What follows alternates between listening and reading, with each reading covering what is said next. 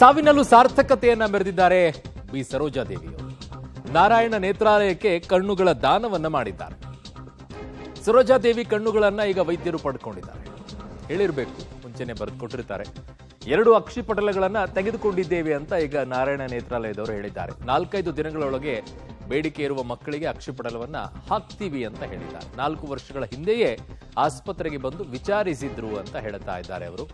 ನಾರಾಯಣ ನೇತ್ರಾಲಯದ ವೈದ್ಯ ವೀರೇಶ್ ಅವರು ಈ ಮಾತನ್ನ ಪಬ್ಲಿಕ್ ಟಿವಿ ಜೊತೆಗೆ ಮಾತಾಡಬೇಕಾದ್ರೆ ಹೇಳಿದ್ದಾರೆ. ಇದೇನು ಪ್ರಾಬ್ಲಮ್ ಇಲ್ಲ, ಆರಾಮಾಗಿ ನೀವು ಮಾಡ್ಬೋದು, ಹಾಕ್ಬೋದಾ? ಕಾರ್ನಿಯಾ ಕಂಡೀಷನ್ ಚೆನ್ನಾಗಿದೆ, ಒಳ್ಳೆ ಕಾರ್ನಿಯಾ, ಅದು ಹೆಲ್ತಿ ಕಾರ್ನಿಯಾ ಅಂತ ಹೇಳ್ಬೋದು. ಇದಕ್ಕೆ ಕಾರ್ನಿಯಾ ಚೆನ್ನಾಗಿದೆ. ನಾವು ಬ್ಯಾಟರಿ ಎಕ್ಸಾಮಿನೇಷನ್ ಅಂತ ಹೇಳಿ ಮಾಡ್ತೇವೆ. ಫಸ್ಟ್ ಇಲ್ಲಿ ಮಾಡಿದ ಮೇಲೆ ನಾವು ಹಾಸ್ಪಿಟ್ಲಿಗೆ ತಗೊಂಡು ಹೋಗ್ಬಿಟ್ಟು ಮತ್ತೆ ಅಲ್ಲಿ ಚೆಕ್ ಮಾಡ್ತೇವೆ. ಸರೋಜಮ್ಮನವರು ಎಷ್ಟು ವರ್ಷದ ಹಿಂದೆ ಒಪ್ಪಿಗೆ ಕೊಟ್ಟಿದ್ರು, ಅಗ್ರಿಮೆಂಟ್ ಮಾಡಿಸಿದ್ರು? 5 years ಬ್ಯಾಕೇನೆ ಹೇಳಿದ್ರು ಅವರು. ಇದೇ ಥರ ಐ ಚೆಕಪ್ಪಿಗೆ ಬಂದಿದ್ರು. ಐ ಚೆಕಪ್ಪಿಗೆ ಬಂದಾಗ ಈ ಥರ ಮಾಡ್ತಾ ಇದ್ದೇವೆ ಅಂತ ಹೇಳಿದಾಗ, ಇಲ್ಲ ನನಗೂ ಇಷ್ಟ ಇದೆ ನೇತ್ರದಾನ ಮಾಡಲಿಕ್ಕೆ, ನಾನು ಮಾಡ್ತಾ ಇದ್ದೇನೆ ಅಂತ ಹೇಳಿಬಿಟ್ಟು ಮಾಡಿದರು. ಆ ಕಾರ್ಡ್ ತರ್ತೇವೆ ಅಂತ ಹೇಳಿದ್ರು, ಅಲ್ಲಿ ಸ್ವಲ್ಪ ಸಿಗಲಿಲ್ಲ ಅದು. ಸೊ ರಶ್ನಲ್ಲಿ, ಇಲ್ಲಾಂದರೆ ಆ ಕಾರ್ಡ್ಗೂ ಸಮೇತ ನಿಮಗೆ ತೋರಿಸ್ತಾ ಇದ್ದೆ ನಾನೀಗ. ಪ್ಲೆಡ್ಜ್ ಮಾಡಿರೋ ಕಾರ್ಡ್ ಇದೆ ಅಲ್ಲಿ ಒಳಗಡೆ. ಅದು ಅಕ್ಷಿಪಟಲ ತಗೊಂಡ್ರಲ್ಲ, ಎಷ್ಟು ಜನಕ್ಕೆ ಹಾಕ್ಬೋದು? ಇದು 2 to 4 ಮೆಂಬರ್ಸ್ವರೆಗೆ ಹಾಕ್ಬೋದು ಮ್ಯಾಮ್, ನಾವು ಪೇಷಂಟ್ಸ್ವರೆಗೂ. ವಿವರಿಸಿ ಹೇಳಿ ಸರ್, ಅದು ಯಾವ್ಯಾವ ಥರ ಪಾರ್ಟ್?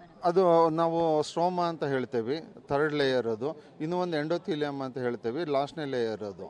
ಸೊ ಅದು ನಾವು ಒಬ್ಬೊಬ್ರಿಗೆ ಏನಾಗುತ್ತೆ ಅಂದರೆ, ಫುಲ್ ವಿಷನ್ ಹೋಗ್ಬಿಟ್ಟಿದ್ರೆ ಅವರಿಗೆ ವೈಟ್ ಆಗಿಬಿಟ್ಟಿರುತ್ತೆ. ನೀವು ನೋಡಿರ್ಬೋದು ಕೆಲವರಿಗೆ ವೈಟ್ ಫುಲ್ ಆಯಿತು ಅಂದರೆ ಕಾರ್ನಿಯಾ ತೆಗೆದು ಕಾರ್ನಿಯಾ ಹಾಕಬೇಕಾಗುತ್ತೆ.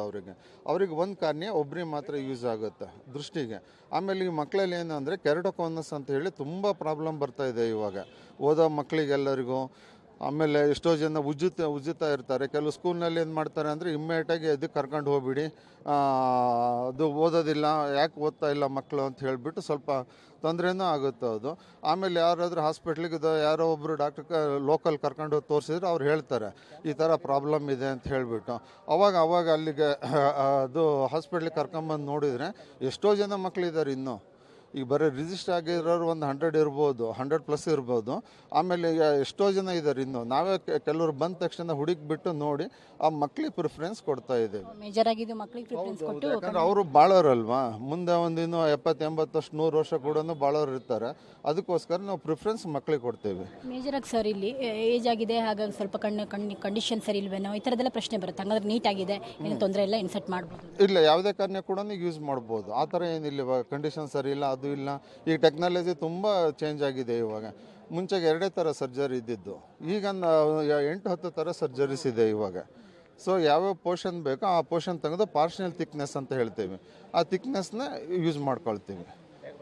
ಅದರಲ್ಲಿಂದಾನೆ 2-3 ಕೂಡ ನಾವು ಯೂಸ್ ಮಾಡೋ ಚಾನ್ಸಸ್ ಇದೆ. ಸರ್, ನೀವು ಹೇಳಿದ್ರಿ ರಾಜ್ಕುಮಾರ್ ಸರ್ ಜೊತೆಗೆ ಪುನೀತ್ ರಾಜ್ಕುಮಾರ್ ಅವರಿಂದ ಇನ್ಸ್ಪೈರ್ ಆದ್ರು ಅವರು ಅಂತ ಹೇಳಿ. ಹೌದು, ಅವಾಗ ಬಂದ ಹೊತ್ತಿನಾಗ ರಾಜ್ಕುಮಾರ್ ಅವರು ಮೇನ್ ಇದು ಆಗಿದ್ದು. ನಮಗೆ ನೇತ್ರದಾನ ಆದಮೇಲೆ ಕೂಡ ಇದು ಕರ್ನಾಟಕದಲ್ಲಿ ನೇತ್ರದಾನ ಅನ್ನೋದು ಏನು ಅಂತೇಳಿ ತಿಳಿಸಿದ್ದೆ ಅವರು. ತಿಳಿಸಿದ ಮೇಲೆ ನಮ್ಮ ಅಪ್ಪ ಅವರು, ಆಮೇಲೆ ಅದು ಪಾರ್ವತಮ್ಮ ರಾಜ್ಕುಮಾರ್ ಅವರು ದಾನ ಮಾಡಿದರು. ಅವ್ರದ್ದಾದ್ಮೇಲೆ ಪುನೀತ್ ರಾಜ್ಕುಮಾರ್ ಅವರು ದಾನ ಮಾಡಿದರು. ಹೌದು, ಎಲ್ಲದು ಡಿಸ್ಕಸ್ ಮಾಡಿದ್ರು ನಮ್ಮ ಜೊತೆ ಕೂತ್ಕೊಂಡ್ಬಿಟ್ಟು. ಈ ಥರ ನೇತ್ರದಾನ ಅಂದ್ರೆ ಹೇಗೆ ಮಾಡ್ತೀರಾ ಏನು ಎಲ್ಲ ಡೀಟೇಲ್ ತಗೊಂಡಿದ್ರು ಅವರು. ಆಮೇಲೆ ನಾನು ಅದೆಲ್ಲ ಹೇಳಿದ್ಮೇಲೆ ನಾನು ಮಾಡ್ಬೋದಲ್ಲ ಅಂದ್ರೆ ಮಾಡ್ಬೋದು, ಇಲ್ಲ ನಂಗೆ ಆಲ್ರೆಡಿ 70+ ಅಂದರು. ನೋ ಪ್ರಾಬ್ಲಮ್ ಮ್ಯಾಮ್, ತಗೋಬೋದು, ಏನು ತೊಂದರೆ ಇಲ್ಲ ಅಂತ ಹೇಳಿ. Thank you. ಸೊ ಇದು ವೀರೇಶ್ವರ ಮತ್ತು ಕ್ಯಾಮ್ರಾ ಪರ್ಸನ್ ಯಶವಂತ್ ಜೊತೆ ಭಾರತಿ, ಪಬ್ಲಿಕ್ ಟಿವಿ.